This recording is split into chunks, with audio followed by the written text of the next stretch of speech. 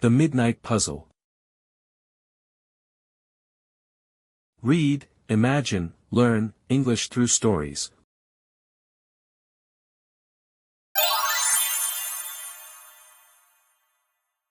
Listen, repeat and practice. It was a moonless night when Samantha Harper arrived at the old Ashcroft Manor, a sprawling, decrepit estate nestled in the heart of Blackwood Forest. The air was heavy with the scent of moss and damp wood as she stepped out of her car.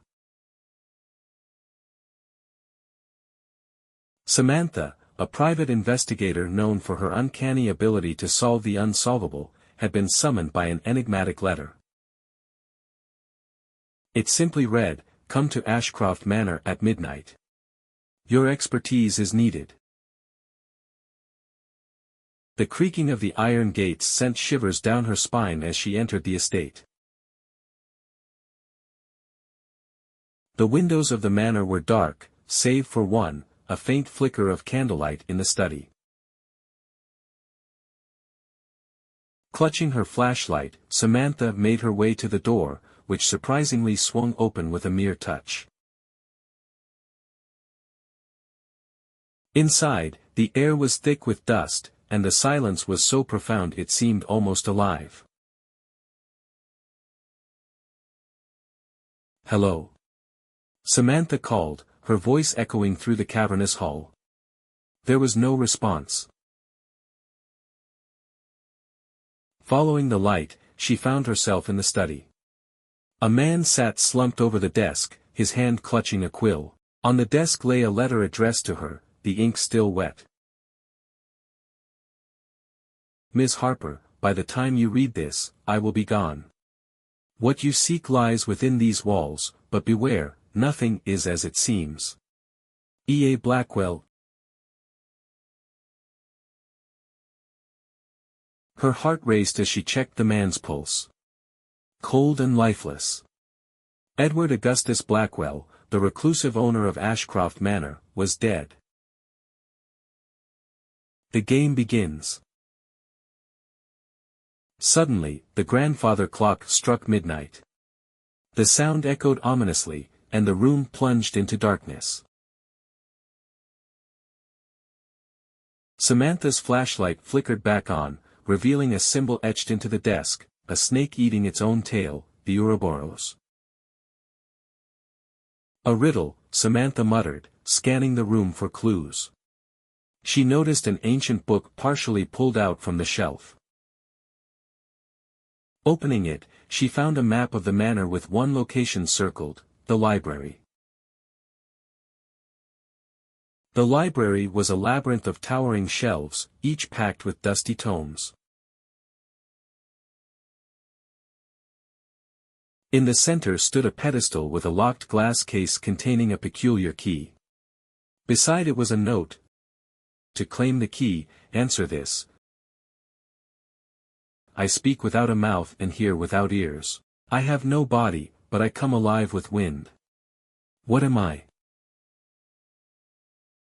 Samantha smiled. An echo.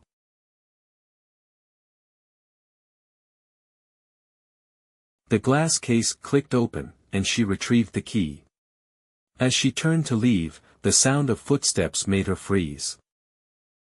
She shone her flashlight, but the corridor was empty.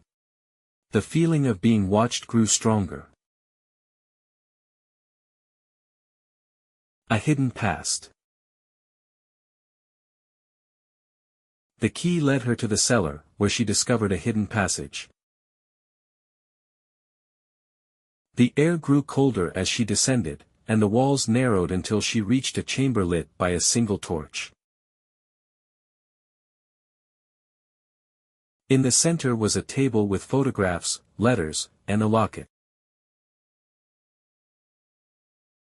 The letters revealed a dark family secret. Edward Blackwell had an illegitimate child who had been disowned and vanished under mysterious circumstances. Suddenly, a voice echoed behind her. "You shouldn't be here." Samantha spun around to see a gaunt man with piercing eyes. Who are you? She demanded. The caretaker, he replied, his voice dripping with menace. Leave now, or you'll regret it. Not until I find the truth, Samantha shot back. The caretaker stepped closer, but before he could act, a loud crash from upstairs startled them both.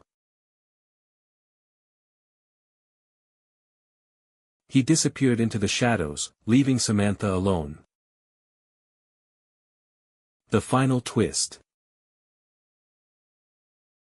Following the noise, Samantha returned to the study, where she found a secret compartment in the desk. Inside was a journal, Edward's final confessions. It detailed a lifetime of guilt over betraying his child and the measures he took to hide the truth. The last entry read,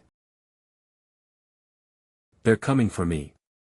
If you're reading this, find my heir and give them what is rightfully theirs." Just then, Samantha's phone buzzed.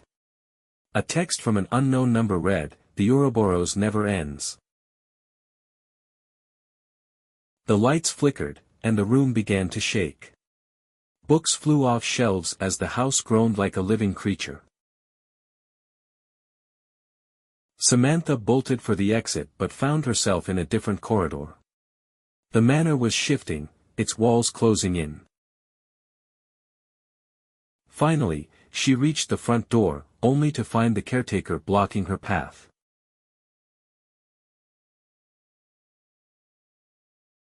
"You should have left," he snarled, his form distorting into something monstrous. Samantha ducked as he lunged, using the key to strike a hidden panel near the door. A mechanism clicked, and the caretaker screamed as he disintegrated into ash. Outside, dawn was breaking. Clutching the journal and locket, Samantha vowed to find Edward's heir and uncover the rest of the story. But as she drove away, her rearview mirror revealed the symbol of the Ouroboros glowing faintly on her wrist, a chilling reminder that the puzzle was far from over. Thanks for watching. Like, share, comment and subscribe for more such interesting stories.